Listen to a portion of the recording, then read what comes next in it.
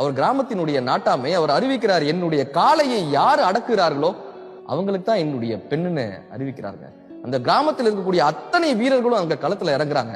அத்தனை வீரர்களையும் காளை மாடு புரட்டி எடுக்கிறது. ஒருவரை கூட விடாமல் அத்தனை பேரையும் புரட்டி எடுக்குது. ஆனா அந்த பெண்ணை ரொம்ப நேசிக்கக்கூடியவன் அந்த இளைஞனுக்கு பெரிய வீரம்லாம் இல்லைங்க. காளை மாட்டை அடக்குவதற்கான உடம்பெல்லாம் எதுவுமே இல்லை. அவனுக்கு இருக்கக்கூடிய ஒரே சக்தி காதலின் சக்தி மட்டும்தான். ஆனாலும் கூட அந்த பெண் தன்னை காதலிக்கிறாளான்னு கூட தெரியாதுங்க அவனுக்கு. ஏதோ ஒரு சக்தியில அந்த களத்துல இறங்கணும்னு முடிவெடுக்கிறான். கடைசி அந்த பெண்ணை ஒரு முறை பார்க்கிறாங்க. அந்த பெண்ணும் இவனை ஆர்வத்தோடு பார்த்து கொண்டே இருக்கிறாள். இவன் இறங்குறானா என்னன்றது ஆர்வத்தோடு பார்த்து கொண்டே இருக்காள். அவளும் தன்னை காதலிக்கிறாள் என்ற உறுதியை அங்கு படுத்திக் கொண்டு களத்தில் இறங்கி விடலாம்னு முடிவெடுக்கிறாங்க. அந்த பெண் அப்ப என்ன தெரியுமா பண்றா? ஒரு நிமிஷம்னு கையை காமிச்சு தனது ரிப்பனில் ஒன்றை கலட்டி பக்கத்தில் இருந்த சிறுமியிடம் கொடுத்து அனுப்புறாங்க. அந்த சிறுமி அந்த ரிப்பனை வாங்கிட்டு ஓடி வந்து களத்தில் இறங்கக்கூடிய அந்த இளைஞனுடைய கைகள்ல கொடுக்குறா. அந்த ரிப்பன் அவன் கட்டுறான்.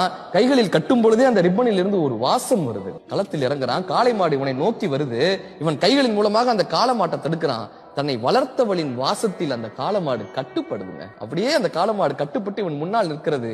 ஊர் மக்கள் எல்லாம் இவன் தான் காளை மாட்டை அடக்கி விட்டான் இவனுடைய வீரத்தையும் இவனுடைய சக்தியையும் ஊர் மக்கள் எல்லாம் பாராட்டிக்கிட்டே இருக்காங்க. ஆனால் காளை மாட்டை அடக்கியது இவனுடைய சக்தி அல்ல, காதலின் சக்தி என்பது இவனுக்கும் அவளுக்கும்